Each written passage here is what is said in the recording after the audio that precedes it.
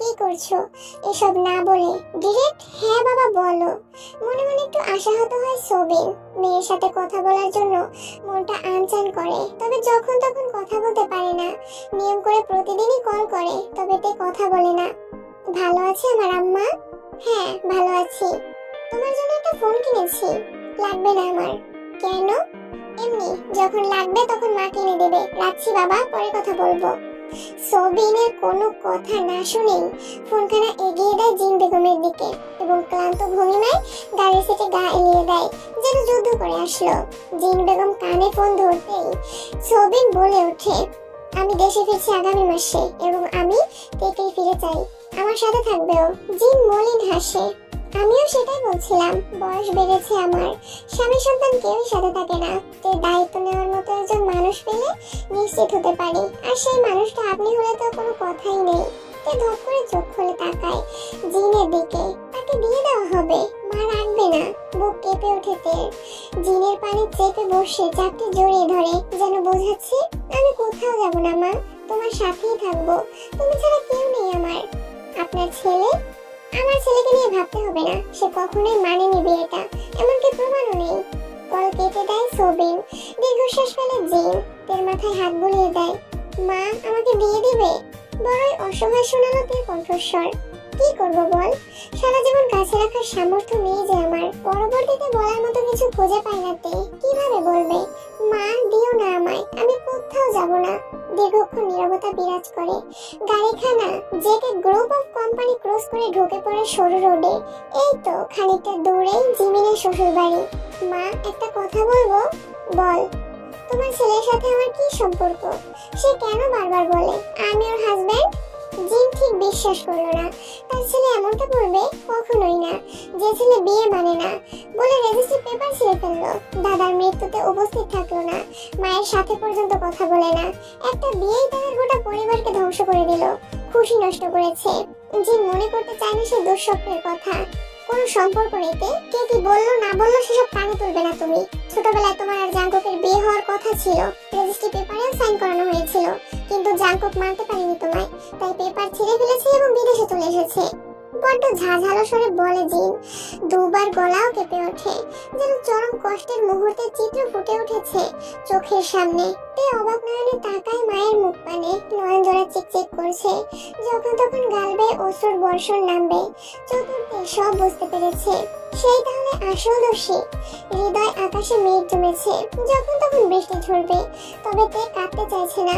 পৃথিবীতে এতে মানুষগুলো বড্ড আত্মমর্যাদাহীন, তাদের যে পাত্রে রাখা হয় সেই পাত্রেই নিজেদের বাসস্থান তৈরি করে নিতে হয়, দ্বিতীয় অপশন থাকে না। ভাবনার মাঝেই গাড়ি থামে।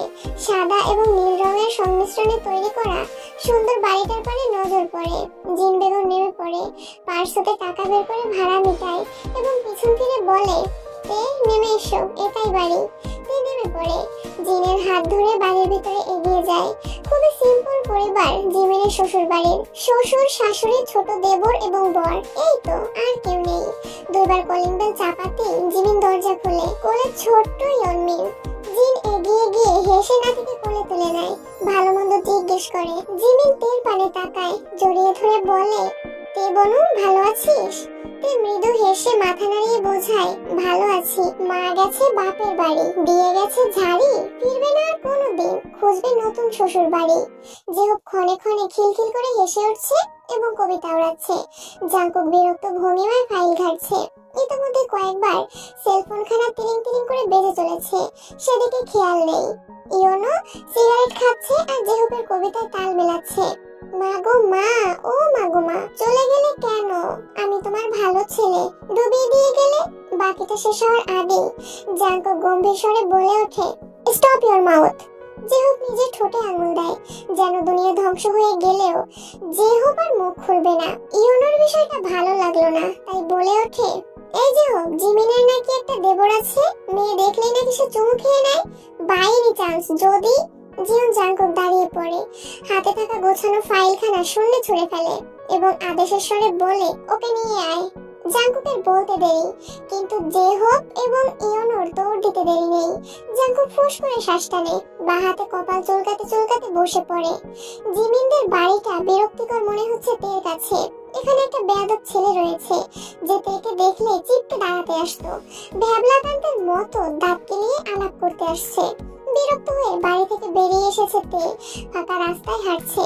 অ্যানিকে রেখে এসেছে বাড়িতে, কি যে ভুল করেছে, নিয়ে আসলে অন্তত ভালো সময় কাটতো। তখনই একটা জিপ এসে থামে তের সামনে, চমকায় তে এবং পূর্ব মুহূর্তেই খুশিতে লাফিয়ে ওঠে। জেহব ভাই, আপনি এসেছেন, কি যে বোরিং ফিল হচ্ছিল। জেহব চোখে সানগ্লাস পরতে পরতে নেমে আসে গাড়ি থেকে, ভাব নিয়ে বলে, করলে স্মরণ হলাম হাজির, আমার নাম জেহব পাজি। খিলখিল করে হেসে ওঠে তে। ইওনো বলে ওঠে, আমাকে দেখলে না? ওহো, আপনাকে তো খেয়ালই করিনি। ভাইয়া চলুন আমরা কোথা থেকে ঘুরে আসি, এখানে একদমই ভালো লাগছে না। চলো চলো, তোমাকে আসমান থেকে ঘুরিয়ে আনি। জিয়ন জাঙ্কুকের অফিসটা এত সুন্দর হবে কখনোই ভাবতে পারিনি তে। যেদিকে চোখ যাচ্ছে আসমানের অবস্থিত আপের মতো সাদা, যেন আসমানে উড়ে বেড়াচ্ছে সে। এর পাশাপাশি হাঁটছে বোগাম, হাতের ব্যান্ডেজ এখনো খোলা হয়নি। জেহব আগে আগে হাঁটছে এবং কবিতার স্বরে থেকে অফিসের সৌন্দর্যের বিবরণ দিচ্ছে। আসমান সাদা, জমিন কালা, জেহব হচ্ছে মুক্তার মালা। আব্বা আমার খুব ভালো, বোগাম হচ্ছে জাতশালা, কুত্তা ভুগে দেখায় খেলা, এই অফিসটা হচ্ছে পাগলের মেলা। খিলখিল করে হেসে ওঠেতে বোগাম জুতো খুলে ছুঁড়ে মারে জেহবের উদ্দেশ্যে। জেহব সে জুতো ক্যাচ ধরে জানালা দিয়ে ফেলে দেয়। এটা নিয়েও বোগামের আহাজারের শেষ নেই।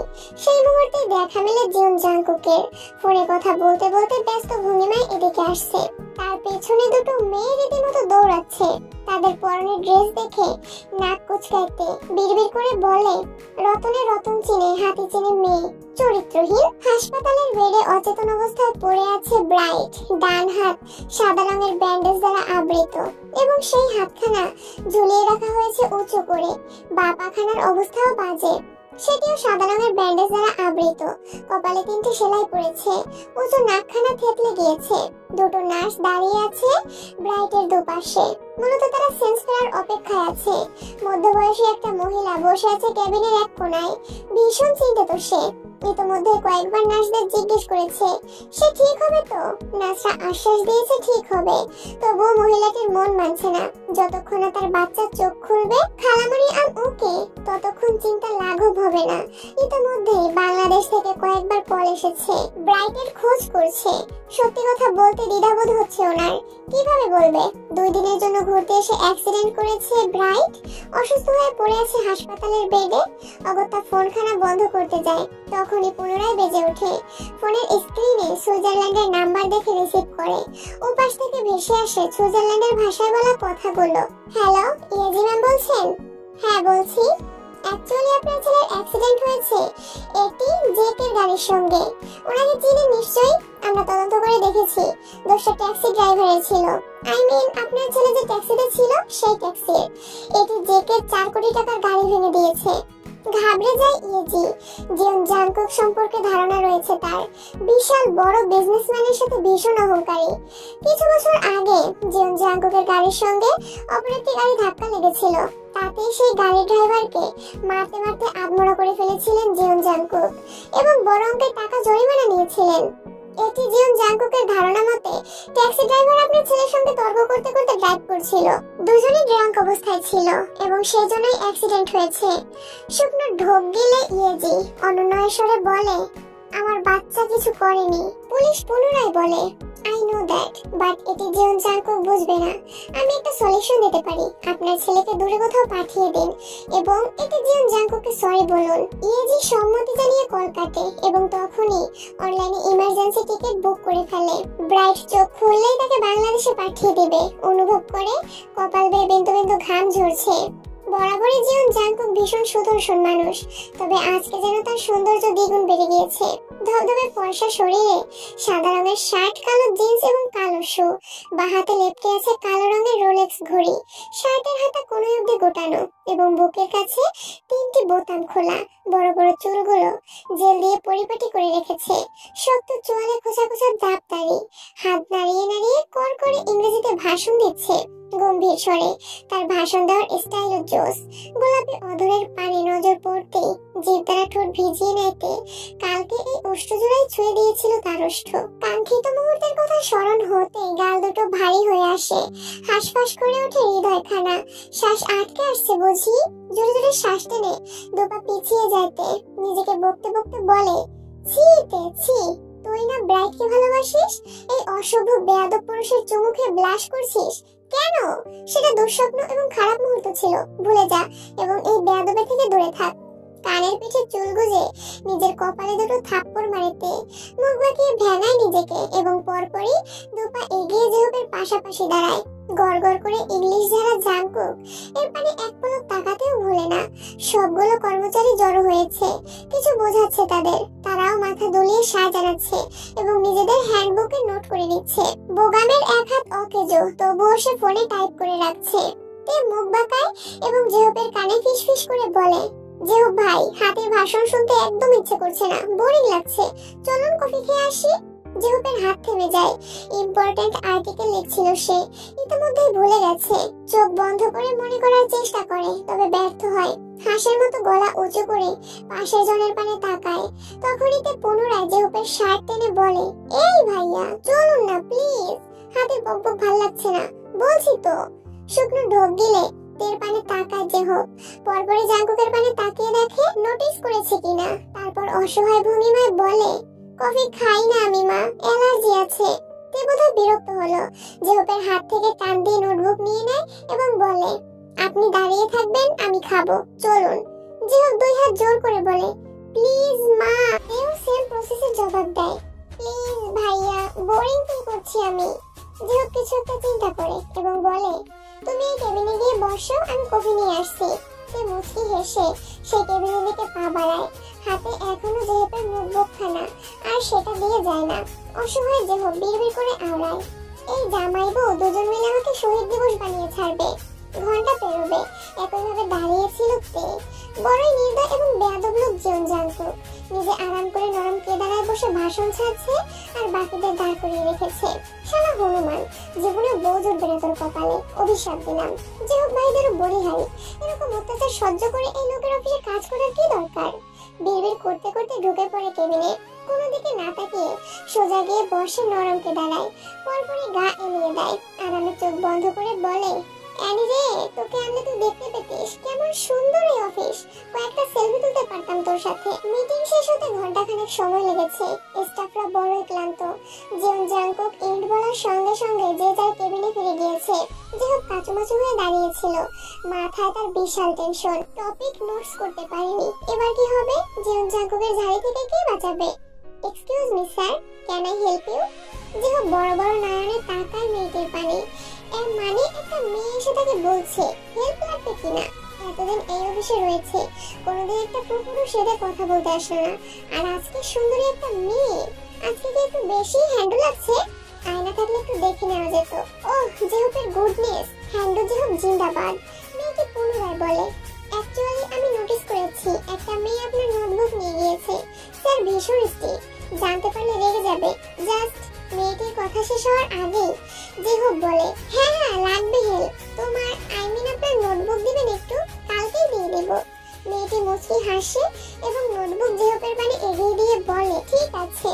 জেহব সেটা হাতে নিয়ে বলে, আপনার ফোন নাম্বার। ততক্ষণে মেয়েটি চলে যায়।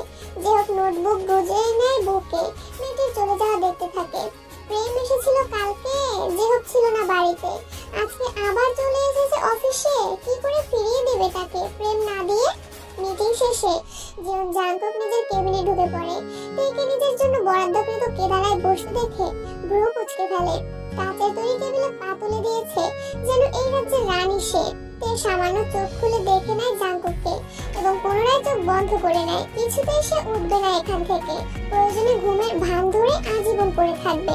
একটু নাটকে নাক ডাকার অ্যাক্টিং করলে কেমন হয়? অভিনয়খানা জমে যাবে নিশ্চয়ই। নিজের বুদ্ধির তারিফ করে নাক ডাকা শুরু করে। জিয়ন জাঙ্কুক বিরক্ত হয়, বিড়বিড় করে আওড়ায়, ইডিয়েট। থেকে নজর সরিয়ে অন্য চেয়ার দখল করে নেয়। পরপরই বোগাম, ইউনো এবং লি জাংসুক ঢুকে পড়ে। ক্লান্ত ভঙ্গিমায় সোফায় বসে পড়ে সকলেই। তখনই হতভম্ব হয়ে ঢুকে পড়ে জেহো, মুখে তার লাজুক হাসি। মেয়েটি আসলো, আমার সামনে দাঁড়ালো, তারপর জড়িয়ে ধরে ডিরেক্টলি বলল, জেহো, আমি তোমাকে ছাড়া বাঁচবো না। তুমি আমার শেষ এবং মহাশেষ ভালোবাসা।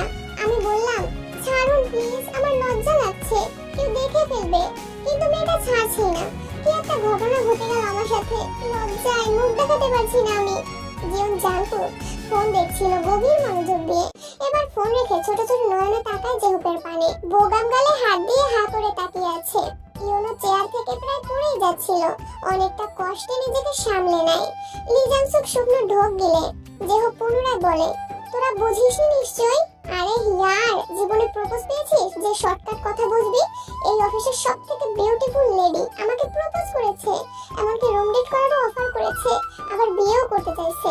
মানে বলছে আমাকে না পেলে সে বাঁচবে না। বাকি কথা শেষ হওয়ার আগে তে সোজা হয়ে বসে এবং বলে ওঠে, জিহক ভাই, আপনি ভীষণ হ্যান্ডসাম। তাই মেয়েটি নিজেকে কন্ট্রোল করতে পারেনি। জিহক কি কোথায় যাবে বুঝতে পারছে না। লাজুক হেসে দুই হাতে মুখ ঢেকে ফেলে। ইস, লজ্জা পাওয়ারই দিন এটা। বাকিরা পুনরায় হতবাক হয়ে যায়। কেবিনে ঢুকেই তারা দেখছিল তে নাক ডাকছে, আর এখন উঠে গেল। স্ট্রেঞ্জ। প্রথমবার কেউ বলল, তেমা, তুমি না বললে আমি জানতেই পারতাম না আমিও হ্যান্ডসাম। এতদিন কেন বলনি? মেয়েটি এখানেই জব করে? হ্যাঁ, এখানেই তো। আমাকে অনেকদিন ধরে নোটিস করেছিল। মনের কথা বলবে বলবে করে বলতেই পারছে না। তাহলে তো একবার দেখা করা উচিত। জাঙ্কুক সঙ্গে সঙ্গে দাঁড়িয়ে পড়ে। চল দেখে আসি হবু ভাবিকে। জেহপের হাসি মাখা মুখখানা চুপসে যায়। ইয়োনো সমান উৎসাহ নিয়ে বলে, চল চল জেহপ, মিট করিয়ে দে আমাদের। হবু ভাবিকে একটা সালাম দিয়ে আসি।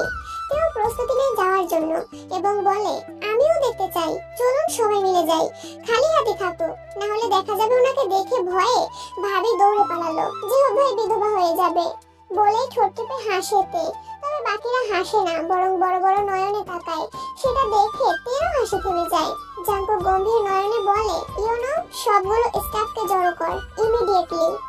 জেহপ শুকনো ঢোক গিলে কাঁদো কাঁদো স্বরে বলে, আমি চাপা মারছি, আমাকে কেউ প্রপোজ করে নাই। তে ভুরু কুঁচকে ফেলে। জাঙ্কুক পুনরায় চেয়ার দখল করে বসে এবং আদেশের স্বরে বলে, প্রাইভেসি লাগবে আমার, চুমু খাওয়ার ক্রেভিং উঠেছে, তোর আসতে পারিস এখন। বন্ধ অফিস রুমের এক প্রান্তে বসে আছে জাঙ্কুক, মনোযোগ মনিটরের স্ক্রিনে। মুভি চলছে, কি মুভি ঠিক বুঝতে পারছে না তে। অশ্লীল ড্রেস আপ, মাঝে মধ্যে চুম্বনের দৃশ্য ফুটে উঠছে। হিরো হিরোইন সুন্দর দেখতে, তবে কথায় কথায় চুমু কেন খায় বুঝে উঠতে পারে না তে। জিয়ন জাঙ্কুক বেশ এনজয় করছে মুভিটা, ঢের বুঝতে পারছে তে, তবে তার লজ্জা লাগছে। বন্ধ ঘরে দুজন নরনারী একসঙ্গে মুভি দেখা মোটেও শোভনীয় নয়। এই মুহূর্তে মুভির পজিশন ভালো ঠেকছে না। কথা বুঝতে না পারলেও এটা বুঝতে পারছে অস্বাভাবিক কিছু ঘটবে এখন। শুকনো ঢোক গেলে গলা ভিজিয়ে নেয়। মনিটরের স্ক্রিন থেকে দৃষ্টি সরানোর প্রস্তুতি নিচ্ছে। ঠিক তখনই অপ্রীতিকর দৃশ্য ফুটে ওঠে। কেঁপে ওঠে তেজ সত্তা, দাঁড়িয়ে পড়ে এবং বড় বড় পা ফেলে কক্ষের শেষ প্রান্তে চলে যায়। সেখানে সুন্দর বারান্দা রয়েছে, তবে বন্ধ দরজার কারণে প্রবেশ করা যাচ্ছে না। তে পর্দা মুঠো করে ধরে জোরে জোরে শ্বাস টানে। হায় রে পাগল তে, তুই কেন লোকটার সঙ্গে রয়ে গেলি? জানিস না সে নির্লজ্জ এবং বেহায়া? মনে মনে নিজেকে বকা দেয় সে। অ্যাকচুয়ালি তখন সবাই বেরিয়ে গেলেও তে যায় না। এমনটা নয় যে জাঙ্কুক তাকে থাকতে বাধ্য করেছে, ইচ্ছে করেই থেকে গিয়েছে। কিছু কথা বলবে জাঙ্কুককে এবং সেগুলো বলা জরুরি। কক্ষ খালি হতেই লোকটা কিবোর্ডে আঙুল চালিয়ে একখানা মুভি প্লে করে। তে কতবার বলল কিছু কথা বলতে চাই, হাতের বাচ্চা গরিলা সেসব কানেই তুলল না। অগত্যা মুভি শেষ হওয়ার অপেক্ষায় তেও বসে রইল লোকটার পাশে। সময় গড়িয়ে ঘন্টা পেরোলো, তবুও লেখার হেলদোল নেই, যেন সে ছাড়া এই কক্ষে আর কেউ নেই। দীর্ঘশ্বাস ফেলাতে দেয়াল ঘড়ির পানে নজর বুলিয়ে দেখে নেয় কয়টা বাজে। সন্ধ্যা হয়ে যাবে কিছু মুহূর্ত পরেই।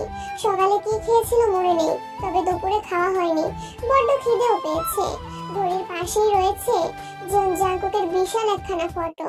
বাংলাদেশের শাহজালাল আন্তর্জাতিক বিমানবন্দর থেকে তোলা ফটোখানা যে এখানকার সেটা গেটআপ দেখেই বোঝা যাচ্ছে। তার মানে লোকটা বাংলাদেশে যায়, তাহলে বাড়ি কেন যায় না? এর মাথায় ঢোকে না। মুভিতে বোধহয় এখন গান হচ্ছে। জাঙ্কুক সাউন্ড কমিয়ে চোখ বন্ধ করে বসে আছে, দুই হাত পরিপাটি চুলের ভাঁজে, বড্ড অস্থির দেখাচ্ছে। এই সুযোগ কাজে লাগিয়ে এগিয়ে যাইতে অনুমতিবিহীন জাঙ্কুকের পাশের চেয়ারটা দখল করে বসে, কাচের তৈরি টেবিলে হাত রেখে জিভ দ্বারা ঠোঁট ভিজিয়ে নেয় এবং বলতে শুরু করে, ভাইয়া, আপনি বোধহয় আমার লাইফ সম্পর্কে জানেন না, তবে আপনার জানা উচিত। আমার মা নেই, বাবা দ্বিতীয় বিয়ে করেছে। আপনার মা আমাকে বড় করেছে, ভালোবাসা দিয়েছে। আমি এতিম, এই কথাটা কখনোই মনে করতে দেয়নি। একটু থামেতে জাঙ্কুকের পানে তাকিয়ে বোঝার চেষ্টা করে লোকটা আদৌ শুনছে কিনা, তবে তার কোনো নজর নেই। একই ভঙ্গিমায় রয়েছে। মনিটর আপনা আপনি বন্ধ হয়ে যায়। তে পুনরায় বলে, আপনার সঙ্গে আমার রেজিস্ট্রি হয়েছিল, বিয়ের প্রতিশ্রুতি। আমি আজকে সকাল অবধি জানতাম না আমাদের রেজিস্ট্রি হয়েছিল। সেই ছোটবেলায় মায়ের মৃত্যুর পরে দাদু এসে বলেছিল, এখানে তোমার নাম লেখো। লিখেছিলাম। কেন নাম লিখতে বলেছিল সেটাও জিজ্ঞেস করিনি। এখন জানতে পারলাম আপনি আমাকে মানতে। বাকিটা শেষ করার আগেই জাঙ্কুক চোখ খুলে তের পানে তাকায় এবং গম্ভীর স্বরে বলে, তখন আমাকে সামলানোর শক্তি ছিল না তোমার। বেপরোয়া আমি, ধরলে মরে যেতে। তের বুকের ভেতরটা কেঁপে ওঠে। অশ্লীল ইঙ্গিত বুঝতে সময় লাগে না। জাঙ্কুকের পানে তাকিয়েছিল বিধায় চোখাচোখি হয়ে যায়। লাল লাল চোখ দুটো দেখে কলিজা ঠান্ডা হয়ে যায় তের।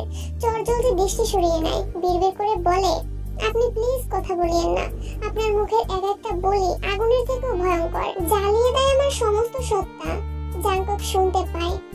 টেবিলে দু হাত রেখে নিজের মাথাটা হাতের উপরে রাখে এবং পুরো দৃষ্টিতে তাকায় তের পানে।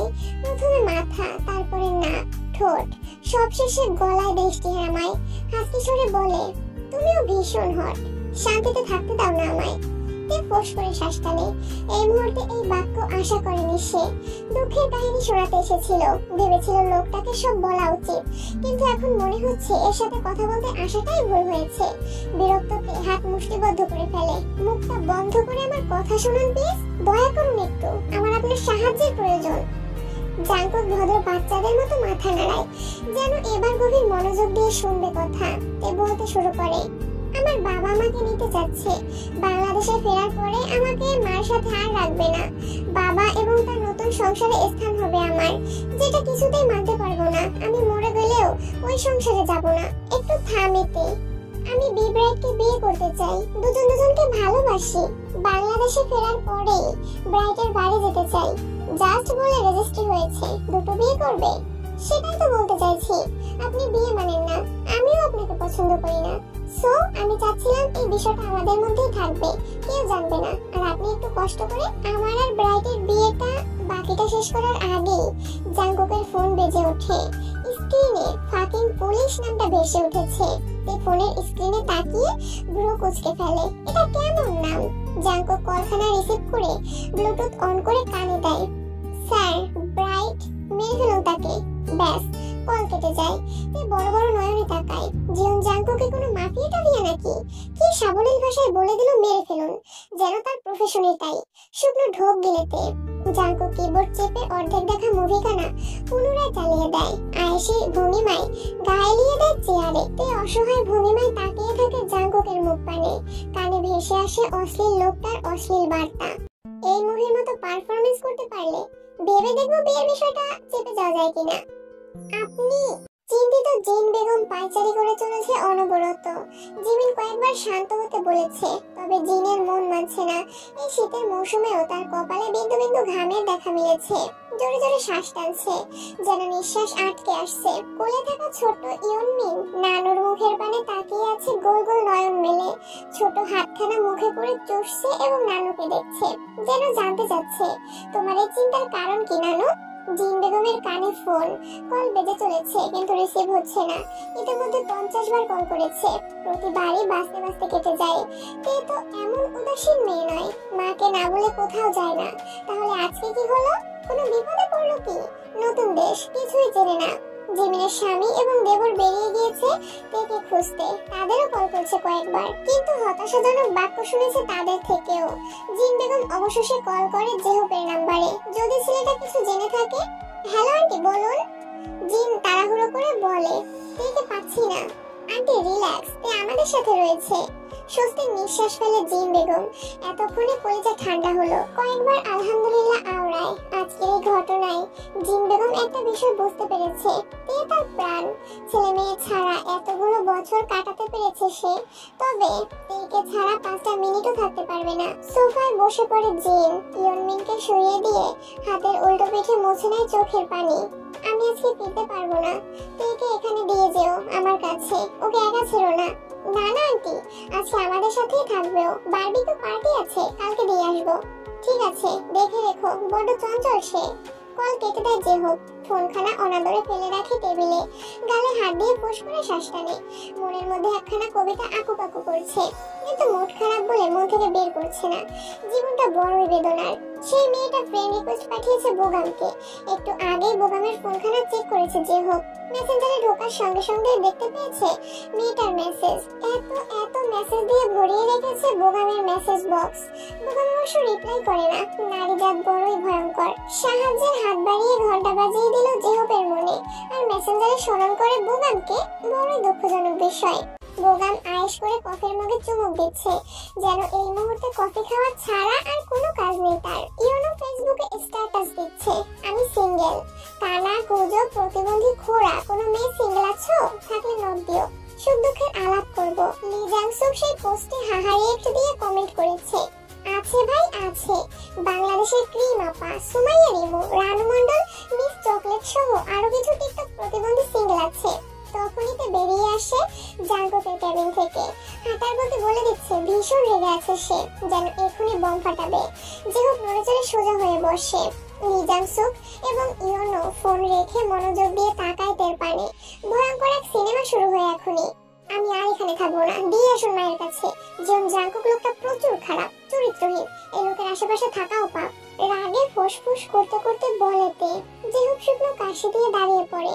গম্ভীর মুখে এগিয়ে আসে তের দিকে এবং বলে, গাছে ফুল গরুর কান। জাঙ্কুক ভাই চরিত্রবান, মিথ্যে কথা মানবো না, প্রমাণ না দিলে বিশ্বাস করবো না।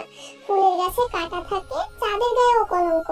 আমার ভাই জাঙ্কুক থাকে না তো উলঙ্গ, তাহলে কি করে হলো সে চরিত্রহীন? বোগাম কফির মগে শেষ চুমুক দিয়ে বলে, সহমত সহমত, সবাই তালিতে। ইয়োনো জেহবের পিঠ চাপকে বলে, বাহ ভাই বাহ, জীবনে প্রথমবার তোর কবিতা আমার নাড়ি ভুড়ি ছুঁয়ে দিল। এ তাতে দাঁত চেপে হাত মুষ্টিবদ্ধ করে নেয়। কেউ নেই তার। বোগাম, ইয়োনো, লি জাংসুক, জেহব সবাই জাঙ্কুকের পার্টিতে। এ একা। মনে পড়ে জাঙ্কুকের ক্যাবিনের সেই দৃশ্য। এ যখন জাঙ্কুকে বলছিল আপনি, জাঙ্কুকের ঠোঁটে আঙুল ঠেকে পিস পিস করে বলল, আজকের রাতটা আমার দাও, ট্রাস্ট মি। নেক্সট টাইম পরপুরুষের নাম উচ্চারণ করতে গলা কাঁপবে। জাঙ্কুকের দৃষ্টি ছিল ভয়ঙ্কর, যেন এখন একটু করে গেলে খেয়ে ফেলবে তাকে। এই সুযোগ বুঝে এক দৌড়ে বেরিয়ে আসে ক্যাবিন থেকে। আপনারা বিশ্বাস কেন করছেন না আমার কথা? উনি খালি অশ্লীল কথা বলতে বলতে থেমে যাতে গিলে ফেলে কথা। মাথা নিচু করে বিড়বিড় করে বকা দিতে থাকে জাঙ্কুক সহ সবাইকে। তেতে থেমে গেলে কেন বলো? তেতে নাম শুনে তের রাগ 3 গুণ বেড়ে যায়। আশেপাশে তাকিয়ে কিছু খুঁজতে থাকে। টেবিলে পেয়ে যায় জেহবের ফোন। সেটা তুলে ছুঁড়ে মারে লি জাংসুকের পানে। জেহব বুকে হাত দিয়ে বসে পড়ে। কাঁদো কাঁদো স্বরে বলে, আমার ফোন। লি জাংসুক ফোনখানা ক্যাচ ধরে ফেলে। আপনার মাথা।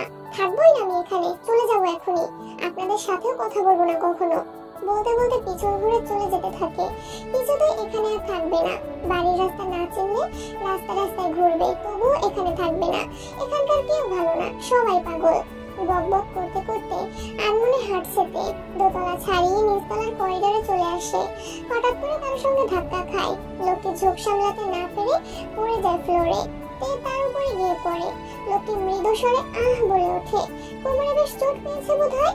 তে তাড়াহুড়ো করে তার উপর থেকে উঠে পড়ে। তাড়াহুড়ো করে বলে, সরি সরি সরি, আমি খেয়াল করিনি, ব্যথা পেয়েছেন আপনি? লোকটা এবার চোখ তুলে তাকায় তের পানে। প্রথমেই নজর পড়ে গোলাপি অধরে, পরপরই শরীরের প্রতিটা ভাঁজে নজর বুলিয়ে নেয়।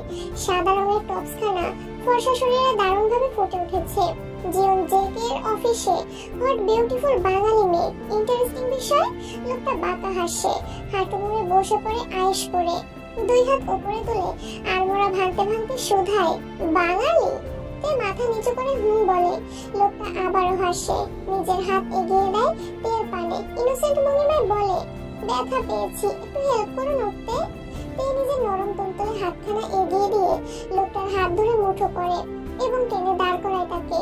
দাঁড়িয়ে যাওয়ার পরে আচমকা লোকটা তের কোমরে হাত রাখে এবং সঙ্গে সঙ্গে সরিয়ে নেয়। তে চমকে কয়েক পা পিছিয়ে যায়, কপালে ভাঁজ ফেলে তাকায় লোকটার মুখ পানে। সরি, হ্যাঁ ব্যালেন্স রাখতে পারিনি, এক্সট্রিমলি সরি। তে কিছু বলবে তার আগে লোকটার চোয়াল বরাবর কেউ ঘুষি মারে, ছিটকে কয়েক হাত দূরে পড়ে যায় সে। ভয়ার্থতে দুপা পিছিয়ে যায়, মৃদু স্বরে চিৎকার করে ওঠে। জাঙ্কুকের মোটেও তের পারে তাকানোর সময় নেই। সে আহত লোকটাকে টেনে তুলে পুনরায় মারতে থাকে। লোকটা নিজেকে বাঁচানোর জন্য বারংবার বলতে থাকে, যেকে কি করেছি আমি, মারছো কেন? তবে জাঙ্কুক জবাব দেয় না। ইতিমধ্যে জেহদ, প্রোগ্রাম, ইউনো, লিজাংসুক চলে এসেছে করিডোরে। কর্মকর্তারাও নিজ নিজ আসন হতে একটু উঁকি দিয়ে দেখার চেষ্টা করছে, তবে এগিয়ে আসার সাহস নেই। তে জেহদের হাত ধরে কাঁপা কাঁপা স্বরে বলে, ওনাকে মারছে কেন ভাইয়া? ছেড়ে দিতে বলুন। জেহদের মাথায় হাত বুলিয়ে দেয়, আমি কিছু বলতে গেলে আমাকেও বেদম পেটাবে, চুপচাপ দেখে যাও। দীর্ঘক্ষণ মারার পরে থেমে যায় জাঙ্কুক। মারতে মারতে হাঁপিয়ে গেছে সে, জোরে জোরে শ্বাস টানছে। সাদা রঙের শার্টখানা ঘামে ভিজে জুবুথুবু হয়ে গিয়েছে। সাদা ফ্লোর লাল রং ধারণ করেছে। লোকটার নাক মুখ ফেটে রক্ত গড়াচ্ছে। নিভু নিভু আঁখি মেলে তাকানোর চেষ্টা করে লোকটা। আহত হাত তুলে ইশারায় বোঝায়, তোকে দেখে নেব যেকে। জাঙ্কুক পুনরায় লাথি মারে লোকটার পেটে। যে হোক, একে ছুঁড়ে ফেলে আয় নর্দমায়। গম্ভীর স্বরে বাক্যগুলো আওড়িয়ে এর সামনে গিয়ে দাঁড়ায়। এর শুকনো ঢোক গিলে রেঞ্জে নিয়ে বলে, আমি কিচ্ছু করিনি, চিনি না একে। জাঙ্কুকের কানে বোধ হয় সেই কথা ঢুকলো না। সে মুঠো করে ধরে তের হাতখানা এবং টানতে টানতে নিয়ে যেতে থাকে। এ অসহায় নয়নে তাকায় জেহদের পানে। গাড়িতে একটা বাক্য ব্যয় করে না তে, চুপচাপ বসে থেকে কাছামাছি হয়ে। জাঙ্কুকে বড্ড ভয় করছে তার। একটা সুস্থ মস্তিষ্কের মানুষ কখনো আরেকটা মানুষকে এভাবে মারতে পারে? এই মানুষটি ভাষা নির্দয়, যখন তখন পেটেও মেরে দিতে পারে। ভাবতেই গা শিউরে ওঠে তে। এখনই মরতে চায় না ও। এখনো বিয়ে করা হয়নি, বাচ্চা হয়নি, জীবনকে উপভোগ করা হয়নি। অনেকদিন বাঁচতে চায় ও। আমাকে মারবেন না, আমি কিচ্ছু করিনি। অফিস থেকে বাড়ির দূরত্ব বেশি নয়, 8 ঘন্টার পথ। তবে 10 মিনিটেই পৌঁছে যায় জাঙ্কুক। অতিরিক্ত স্পিডে ড্রাইভ করেছে। আজকে আর গাড়ি পার্কিং এ রাখে না, রাস্তায় গাড়ি থামিয়ে নেমে পড়ে এবং তের পাশের দরজা খুলে তাকেও টেনে নামায়। পুনরায় টানতে টানতে নিয়ে যায় বাড়িতে। এই বাড়ির দরজা 3টে সিস্টেমে খোলা যায়, এক পাসওয়ার্ড দিয়ে, 2 ফিঙ্গারপ্রিন্ট এবং পিন কার্ড দেখিয়ে। জাঙ্কুক বুড়ো আঙুলের ছোঁয়া দিয়ে দরজা খুলে ভেতরে প্রবেশ করতেই আমি দৌড়ে এসে তার পা জড়িয়ে ধরে। দীর্ঘক্ষণ একা বাড়িতে থাকতে থাকতে বোর হয়ে গিয়েছে সে। ভয়ও পেয়েছে নিশ্চয়ই। সে নিচু হয়ে এমকে কোলে নিতে চায়, তবে পারে না, কেননা জাঙ্কুক পুনরায় তাকে টানতে টানতে কক্ষের দিকে নিয়ে যেতে থাকে। টানছেন কেন? বাড়িতে এসে গিয়েছে তো। জবাব দেয় না জাঙ্কুক। সোজা নিজ কক্ষে নিয়ে তবেই হাত ছাড়ে। এতক্ষণে স্বস্তি নিঃশ্বাস ফেলতে ক্লান্ত ভঙ্গিমায় বিছানায় বসে। জাঙ্কুক দরজা বন্ধ করে নিজের পরনের শার্ট খুলে ফেলে। ড্রেসিং টেবিলের উপর থেকে আয়রন মেশিনের সুইচ অন করে একটু অপেক্ষা করে। গরম হয়ে গেলে আয়রন মেশিনখানা চেপে ধরে তার ডান হাতের তালুতে। চিৎকার করে ওঠেতে হাওমাও করে কাঁপতে শুরু করে। ছাড়া পাওয়ায় তাড়নায় ছটফট করতে থাকে অনবরত। হাতখানা জ্বলে পুড়ে ছাই হয়ে যাচ্ছে। জিয়ন জাঙ্কুক এর মুখ পানে তাকিয়ে আছে। ছটফটানি দেখতে বেশ ভালো লাগছে। বিড়বিড় করে বলে, যে হাত জিয়ন জাঙ্কুক ব্যতীত অন্য পুরুষদের পানে এগোয়, সেই হাত সুস্থ থাকতে পারে না। খানিকক্ষণ পরে সরে যায় জাঙ্কুক। এর হাতখানা টকটকে লাল হয়ে গিয়েছে, ধোঁয়া বেরোচ্ছে। ফু দিয়ে হাতের জ্বালা কমানোর চেষ্টা করতে থাকে তে। জাঙ্কুক আয়রন মেশিন নিজের পায়ের উপরে ফেলে দেয়। পরপর কয়েকটা লাথি মেরে ভেঙে গড়িয়ে ফেলে। তে এক হাতে মুখ ঢেকে উচ্চস্বরে কেঁদে ওঠে। ভাঙা ভাঙা স্বরে বলে, কেন করছেন এমন? কি করেছি আমি? জাঙ্কুক জল শক্ত করে চেপে ধরে তের গাল। মুখের কাছে মুখ নিয়ে ফিসফিস স্বরে বলে, পাগল করে দিয়েছিস আমায়। এক বালতি বরফ ভেজানো পানিতে হাত চুবিয়ে রেখেছে তে। বরফ ভেজানো বালতিটা জাঙ্কুক এনে দিয়েছে। বাথরুমে বালতি রেখে তেকে টেনে নিয়ে এসেছে। আঘাতপ্রাপ্ত হাতখানা পানিতে রেখে কঠোর স্বরে বলেছে, আমি না বলা অব্দি হাত তুলবে না। তেরও সাহস নেই সাইকো লোকটার কথা অমান্য করার। অগত্যা বালতিতে হাত চুবিয়ে মাথা নিচু করে বসে আছে। কান্নার স্বর কমে এসেছে। এখন একটু ভালো লাগছে, যন্ত্রণা কমেছে। তবে হাতের পানে তাকালে হৃদয় পড়ে যাচ্ছে। কি করে দিল লোকটা? সুন্দর হাতখানা ঝলসে দিল। কেন করলো? জিয়ন জাঙ্কুক আয়নার সামনে দাঁড়িয়ে নিজেকে খুঁটিয়ে খুঁটিয়ে দেখছে। দাড়ি বড় হয়েছে কিনা, চুল ঠিকঠাক আছে কিনা, মুখে ব্রণ উঠলো কিনা, দাঁত জিহ্বা সব দেখে নেয়। নাকের উপর কয়েকটা কালো দাগ বসেছে, সেগুলোতে হাত বোলায় অতি যত্নে। শার্ট খুলে ফেলেছে বহু আগেই। ফুলো ফুলো মার্সেল, ভাঁজ পড়া পাঁজর, দুপাশের দুটো কয়লা এবং মধ্যবিন্দু সবটাই দৃশ্যমান। বড্ড আকর্ষণীয় লোকটা। তে বাঁকা নয়নে এক পলক দেখে নেয়। অবাধ্য মনে নিষিদ্ধ ইচ্ছে যাচ্ছে লোকটার পুরো মার্সেল খানা একটু টিপে দেখতে ইচ্ছে করছে শক্ত কিনা। পরপরই নজর ফেরায়, মনকে ভেঙচি কেটে বলে, এই হাতের পানে তাকাস না তুই, একটা বেয়াদব হাতি তোকে আঘাত করেছে। কিন্তু নির্লজ্জ নয়ন জোড়া জিয়ন জাঙ্কুকের মধ্যবিন্দুর পানে চলে যাচ্ছে। গলায় অবস্থিত উঁচু অ্যাডামস অ্যাপেলের পানে তাকিয়ে থাকতে ইচ্ছে করছে। তবে কেটে নির্লজ্জের সর্বোচ্চ স্তরে পৌঁছে গেল। জিয়ন জাঙ্কুক ফেস ওয়াশের বোতলের ন্যায় দেখতে একটা বোতল তুলে নেয়। হালকা চাপ প্রয়োগ করে তা থেকে কালো রঙের ক্রিম বের করে এবং তা লাগায় নাকের ওপর। তারপর হাতে ব্রাশের মতো কিছু একটা নেয়, তাতে একটু পেস্ট মাখিয়ে দাঁতে রাখে। ভ্রু কুঁচকে ফেলে। এটা আবার কেমন মডেলের ব্রাশ? আবার ইলেকট্রনিক তারও যুক্ত। জাঙ্কুক সেই ব্রাশ দ্বারা ধীরে ধীরে দাঁত ঘষতে থাকে। তারপর সেটা রেখে কুলকুচি করে নেয়। পরপরই লম্বা চুম্বকের মতো হাতাওয়ালা কিছু একটা নিয়ে নেয়, সেটা দ্বারা জিহ্বা ঘষতে থাকে। পরবর্তীতে নাকের উপরের কালো মাস্ক খুলে তোলে এক টানে। আবারও ফেস ওয়াশের মতো সাদা রঙের একটা বোতল তুলে নেয়, তা থেকে ক্রিম বের করে মুখে লাগায়। দীর্ঘক্ষণ ম্যাসাজ করে মুখ ধুয়ে ফেলে। সবশেষে টিস্যু দ্বারা মুখ মুছে স্কিন কেয়ার সম্পন্ন করে। শুকনো ঢোক গিলে হাতের ব্যথার কথা বেমালুম ভুলেই গিয়েছে সে। এটা কি দেখলো? ছেলে মানুষ এভাবে স্কিন কেয়ার করে? তাই তো বলি, ব্যাটা তো স্মার্ট কেন। হ্যাঁ, এভাবে যদি কেউ স্কিন কেয়ার করতো তাহলে আজকে বিশ্ব সুন্দরীর অ্যাওয়ার্ড পেয়ে যেত। ব্যথা কমেছে? শান্ত গলায় প্রশ্ন করে জাঙ্কুক। হঠাৎ করেই যেন তার ব্যথা বেড়ে গেল। মনে পড়লো যে বরফ পানি থেকে হাত তুলে একটু দেখে নেয় ফোসকা করে গিয়েছে গোটা হাত জুড়ে। বেহাল দশা। পুনরায় কান্না পাইতে নাক টেনে কান্নার প্রস্তুতি নেবে সেই মুহূর্তে জাঙ্কুক হাঁটু মুড়ে বসে পড়ে। তের গালে হাত দেখে কর্কশ স্বরে বলে, স্টপ ইউর ফাকিং ক্রাইং। কেঁপে ওঠে তে। আপনা আপনি থেমে যায় কান্না। চোখের পানিগুলো যেন হাওয়া হয়ে উড়ে গেল। বড় বড় নয়ন মেলে তাকায় জাঙ্কুকের মুখ পানে। জাঙ্কুক বাঁকা হাসে, গাল থেকে হাত সরিয়ে ওষ্ঠের উপর রাখে। একটু পিছিয়ে যেতে চাইতে, তবে পারে না। পিছনে দেয়াল। জাঙ্কুক পুনরায় হাসে। ওষ্ঠে হালকা চাপ প্রয়োগ করে হাসকি স্বরে বলে ওঠে, গুড জব। আমি যা বলবো তাই শুনবে। আই প্রমিস, মাথায় তুলে রাখবো। আর অবাধ্য হলে মেরে পুঁতে রেখে দেবো। শেষের কথাটা তাতে দাঁত চেপে বলে। শুকনো ঢোক গিলেতে হাত পা মৃদু কাঁপছে। মনে মনে বলে, মা আসুক, আমি চলে যাব এখান থেকে। কিছুতেই থাকবো না, অনেক দূরে চলে যাব। আপনার সাথে কিছুতেই থাকবো না, কখনোই থাকবো না। একদমই ভালো মানুষ নন আপনি, প্রচন্ড খারাপ মানুষ। ভাবনার মাঝেই তে অনুভব করে শূন্যে ভাসছে সে। জাঙ্কুক কোলে তুলে নিয়েছে তাকে। ভয়ার্থতে চেপে ধরে জাঙ্কুকের গলা। এই বুঝি লোকটা তাকে ফেলে দিল কোল থেকে। মৃদু স্বরে চেঁচিয়ে বলে, ফেলে দিয়ে না প্লিজ। ধবধবে সাদা বিছানায় এনে তেকে শুয়ে দেয় এবং সেও শুয়ে পড়ে তের উপরে। বুকে মুখ গুজে আয়েশ করে চোখ বন্ধ করে নেয়। ছটফট করে ওঠেতে মনে হচ্ছে বুকের উপর পাথর চেপে ধরেছে। খোঁচা খোঁচা দাড়িগুলো সুরসুরি দিচ্ছে। শ্বাস আটকে আসছে অস্বস্তিতে। বুকখানা কাঁপছে পাল্লা দিয়ে। দুই হাতে জাঙ্কুকের বাহু ধরে সরানোর চেষ্টা চালায়, তবে তে ব্যর্থ হয়। এক চুলও নড়াতে পারে না। শেষে হতাশ ভঙ্গিমায় বলে, ভাইয়া প্লিজ সরুন, আমার ভালো লাগছে না। জাঙ্কুক সত্যিই সরে যায়। তের পাশে চিত হয়ে শুয়ে পড়ে। মাথার উপরে অবস্থিত সাদা রঙের দেয়ালের পানে তাকিয়ে বলে, ভালো লাগাতে হবে। আমার যেভাবে ভালো লাগবে সেভাবেই থাকবো। তে মনে মনে ভ্যাঙায়, মুখে বলে, আমি তো আপনার বউ না। কাগজ ছিঁড়ে গিয়েছে, লেখা মুছে যায়নি। তে নিজের আঘাতপ্রাপ্ত হাতের পানে তাকিয়ে বলে, আপনি আমার ঘুমাও। জাঙ্কুক চলে যেতে নাই। তে চটজলদি বলে ওঠে, আমার কথা ছিল। কথা বলার মুড নেই আমার, রোমাঞ্চ করার মুড। এখানে থাকলে উঠতে ইচ্ছে করবে। বলে বড় বড় পা ফেলে প্রস্থান করে জাঙ্কুক। তে বাম হাতে নিজের চুল টেনে বিরক্তিকর নিঃশ্বাস ফেলে। বিড়বিড় করে বলে, এই পাগলের বউ যে হবে তাকে রোমান্স করতে করতে মেরে ফেলবে, বেয়াদব হাতি। ড্রয়িং রুমে বসে আছে যে হোক, বোগাম, ইয়োনো এবং লি জাংসুক। সকলের মুখশ্রী থমথমে। ভীষণ চিন্তিত তারা। জাঙ্কুককে আসতে দেখে যে হোক দাঁড়িয়ে পড়ে। আঙুল তুলে বলে, জাঙ্কুক তুই একটা সাইকো, তোকে আমার ভয় করছে। তুই কি করে থাকবে তোর সাথে? তুই তো। হাত উঁচু করে যে হোককে থামিয়ে দেয় জাঙ্কুক। আমি সাইকো, মাফিয়া, প্রচন্ড লেভেলের ব্যাড বয়, তবু ওকে আমার সাথেই থাকতে হবে, আর কোনো অপশন নেই। কেন থাকবে ও?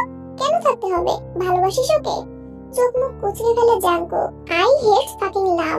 এসব ভালোবাসাটা সব বুঝি না আমি, শুধু এটুকুই বুঝি, শি ইজ মাই প্রপার্টি।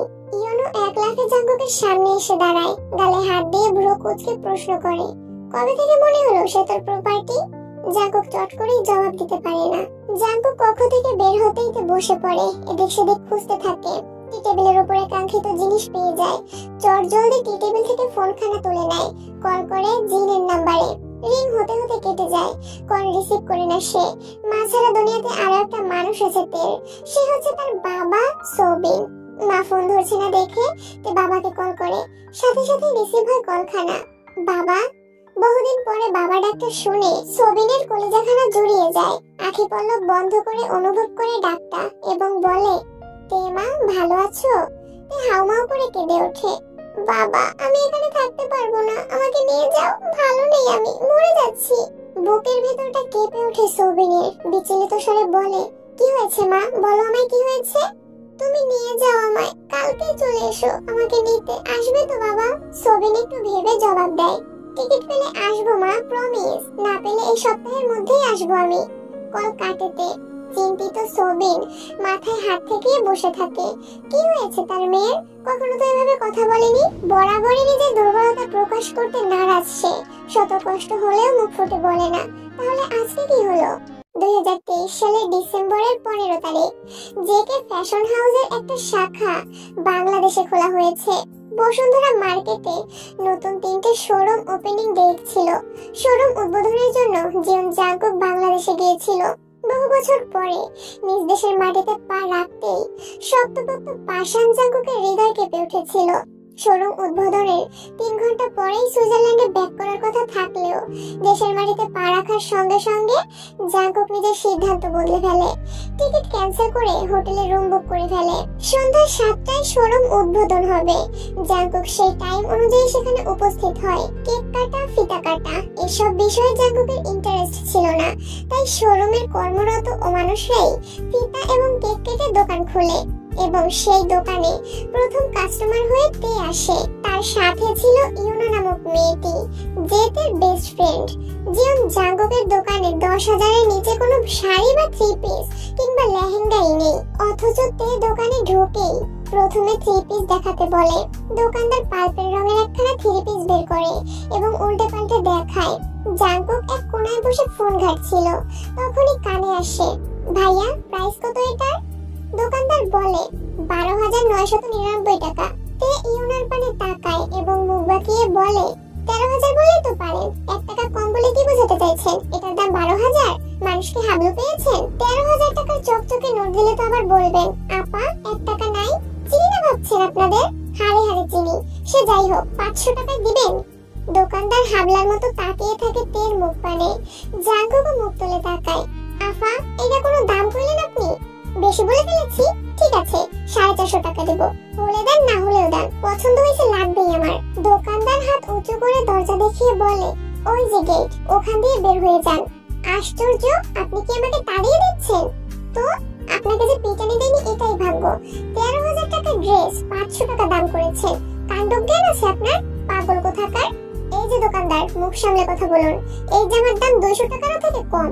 ফুটপাতে এসব জামা শত শত বিক্রি হয়। একটু বড়লোক ভাব দেখাতেই এই দোকানে আসছি, না হলে কিনতেই এখানে আসতো না। ভালো হয়েছে আপা, আপনি ফুটপাত থেকেই কিনেন গিয়ে, আমাকে ক্ষমা করুন দয়া করে। তে দোকানদারকে বকতে বকতে বেরিয়ে যায় দোকান থেকে। জাঙ্কুক ভ্রু কুঁচকে তাকিয়ে থাকে, বিড়বিড় করে আওড়ায়, কিনতেই হোক। তার পরের দিন জাঙ্কুকের সুইজারল্যান্ডে ব্যাক করার দিন। সকালে ঘুম থেকে উঠে দাদাভাইয়ের কবরে জিয়ারত করতে আসে। তখন পুনরায় তেকে দেখতে পায়, কবরের পাশে বসে কাঁদছে এবং প্রলোভ বকছে। দাদু, ও দাদু, জানো আজকে কি হয়েছে? বড় মামাকে বোকা দিছে, মাকে কথা শুনিয়েছে। বড় মা এমন কেন করে বলো তো দাদু? তোমার নাতিকে ফিরে আসতে বলো না দাদু, তাকে বলো আমাকে আর মাকে নিয়ে যেতে।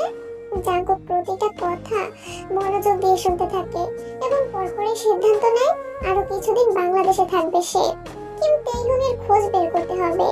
অদ্ভুত ব্যাপার হলো এখন পর্যন্ত জাঙ্কুক মেয়েটির মুখ দেখেনি। দোকানেও চুল দেখেছে, এখনো চুল দেখছে। কি সুন্দর চুলগুলো, ঘন কালো এবং বিশাল লম্বা। জাঙ্কুক কখনোই এত লম্বা চুল দেখেনি, তাই বোধহয় একটু বেশি কৌতূহল জেগেছে। দীর্ঘক্ষণ কবরের পাশে বসে থেকে চলে যেতে সেখানে ফেলে যায় হাতের একখানা চুড়ি। সেই চুড়ি এখনো রয়েছে জাঙ্কুকের পার্সোনাল কাবার্ডে। এইটুকু বলেই থেমে যায় জাঙ্কুক। যে হোক ফ্লোরে শুয়ে পড়েছে বহুক্ষণ আগেই। এরকম অ্যাট্রাকটিভ স্টোরি কি আর বসে শোনা যায় নাকি? লি জাংসুক জাঙ্কুকের একদম গা ঘেঁষে বসে আছে, গালে হাত তার, চোখের পলকও ফেলছে, যেন একটু নড়াচড়া করলেই স্টোরি শেষ হয়ে যাবে। বোগাম ডেরি মিল্ক চিবোচ্ছে, পকেটেই ছিল। ইয়োনো জাঙ্কুকের পায়ের কাছে বসে আছে। সবগুলো বলদের পানে এক পলক তাকায় জাঙ্কুক, পরপরই দাঁড়িয়ে পড়ে। বিরক্তিকর স্বরে বলে, তোদের প্রবলেম কি? হ্যাঁ, আমি জাস্ট একটা স্টোরি বলেছি, আমার মুখের মধ্যে সিনেমা হল বসাইনি, ইডিয়েটের দল। যে হোক হাই তোলে, বুকে হাত দিয়ে আপন মনে বলে ওঠে, কন্যা তোর লম্বা চুলে কি ছিল কে জানে? দেখে জাঙ্কুক হয়েছে পিদা ভেবে। যে হোক কবিতা শেষ হওয়ার আগে জাঙ্কুক ধমকে বলে ওঠে, স্টপ ইট যে হোক, ডিসগাস্টিং লাগে তোর কবিতা। বোগামও জাঙ্কুকের মতো ধমক দিয়ে বলে, চুপ কর না বাপ, পরেটুকু শুনতে দে। হ্যাঁ ভাই, তারপর বল কি হলো? আর কি হবে, তারপর থেকে আমাদের গ্রেট জেকে ভাই স্বপ্নে কক্সবাজার ঘুরেছে তার হাত ধরে। নিজের ঘন কালো চাঁদদারিতে হাত বোলায় জাঙ্কুক। ছি, স্বপ্নে হাত ধরে ঘুরবো কেন? বাসর সেরে 2-4 বাচ্চার বাবা হয়ে গিয়েছি। বড় বড় পা ফেলে প্রস্থান করে জাঙ্কুক। 4 বন্ধু উচ্চস্বরে হেসে ওঠে। শুধু স্বপ্নে, রিয়েল লাইফে করিসনি? এখন রুমে যাচ্ছে কি ঘাস কাটতে? মানে বাসর হবে আজকে? অবভিয়াসলি। জাঙ্কুক ছাড় দিবে? ভাই চল আমরা শুনবো। কি শুনবি মানে? মানে আড়ি পাতবো, দেখবো কি থেকে শুরু করে, কি কি বলে, কিভাবে সাউন্ড করে। না ভাই, জাঙ্কুক জানতে পারলে রেগে যাবে। আরে ধুর, কিচ্ছু হবে না, চল তো তোরা। যেও হামাগুড়ি দিয়ে চলে যায় জাঙ্কুকের কক্ষের পানে। জাঙ্কুকের পেছন পেছন ছুটতে থাকে ইয়োনো এবং লি জাংসুক। বোগাম এখনো চিন্তিত, যাবে কিনা যাবে না সেটাই ভাবছে। বাংলাদেশের কক্সবাজার সমুদ্র সৈকতের জন্য বিখ্যাত, আর সমুদ্রের রেস ধরে বিখ্যাত হয়েছে ওয়াইএস হোটেল। 10 তলা বিশিষ্ট এই হোটেল থেকে সমুদ্রের গর্জন শোনা যায় গভীর রাতে। জ্যোৎস্না রাতের ব্যালকনিতে বসে সমুদ্রের ঢেউয়ের সঙ্গে তাদের আলোর সৌন্দর্য উপভোগ করা যায়। বাংলাদেশের নামি দামি সকল মানুষ কক্সবাজারের সৌন্দর্য উপভোগ করতে বরাবরই চড়া দামে ওয়াইএস হোটেলের রুম বুক করে। এই হোটেলের মালিক ছিলেন সোবিন। নিজের সারা জীবনের সঞ্চিত অর্থ এবং শ্বশুরের সমস্ত সম্পত্তি বিক্রি করে ওয়াইএস হোটেল বানিয়েছিলেন। বড় শখ করে হোটেলের নাম দিয়েছিলেন ওয়াইএস। ওয়াইতে ইয়নজুন এবং এসে সোবিন। সোবিনের প্রথম স্ত্রী তেরমা। ইয়নজুনের বাবা ছিলেন সরকারি কর্মকর্তা। এক কন্যা এবং একটা ছেলে নিয়ে ছিল তার সংসার। ছেলেকে লেখাপড়া করিয়ে বাড়ি গাড়ি করে দিয়েছিলেন। এবার মেয়ের পালা।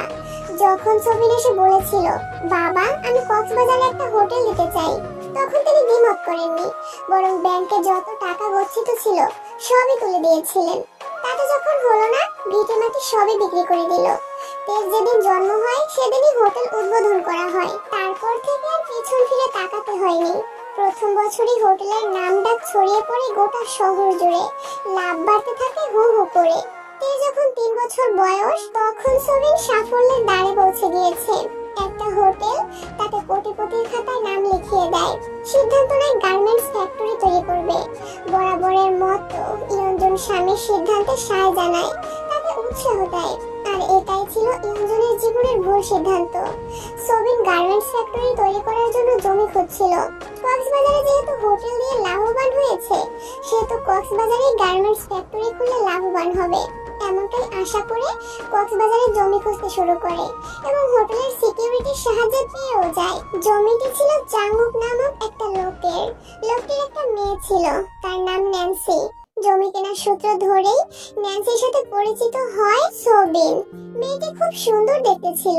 প্রথম দেখায় সোবিনের ভালো লেগে যায়। তারপর তাদের বন্ধুত্ব হয় এবং একটা সময় প্রণয় ঘটে। গোপনে বিয়েও করে নেয় তারা। ইয়নজুন অত্যাধিক বিশ্বাস করত স্বামীকে।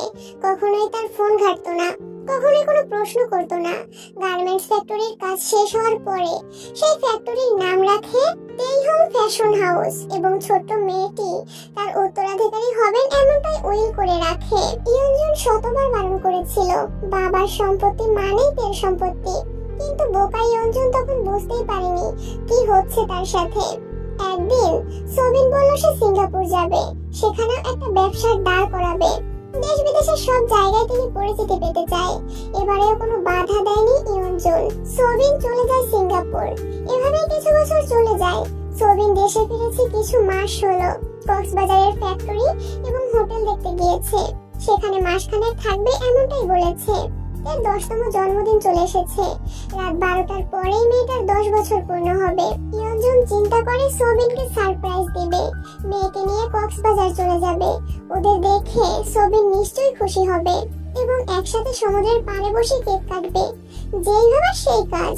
ঘুমন্ত তেকে তুলে রাতের বাসেই কক্সবাজারে রওনা দেয়। পৌঁছাতে পৌঁছাতে ভোরের আলো ফুটে ওঠে। ইয়ঞ্জন মেয়েকে নিয়ে ওয়াইএস হোটেলে ওঠে। কাউন্টারে যেতেই স্টাফরা সালাম দেয় এবং জানায় স্যার 202 নং কক্ষে আছে। ইয়ঞ্জন মুস্কি হেসে চাবি নিয়ে চলে যায়। 202 নং কক্ষের দরজা খুলতেই চোখের সামনে ভেসে ওঠে এক অবিশ্বাসনীয় কাহিনী। কেঁপে ওঠে ইয়ঞ্জন, 2 হাতে চেপে ধরে ছোট তের চোখ দুটো। জিভ দ্বারা ঠোঁট ভিজিয়ে নিজের আঁখি পল্লব বন্ধ করে নেয়। অপ্রস্তুত সোবিন তাড়াহুড়ো করে উঠে বসে।